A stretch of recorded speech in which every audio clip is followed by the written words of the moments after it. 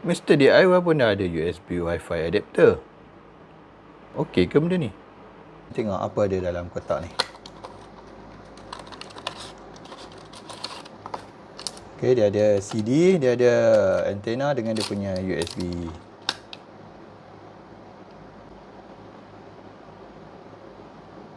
Nampak kan? Okey, jadi kita nak try cucuk kat sini. Kita tengok okey tak? Okey, jom kita test speed dia. Okey, kita check dulu Wi-Fi.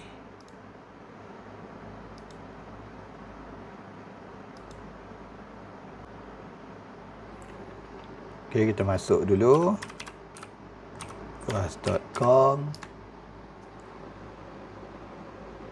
Wow, not bad.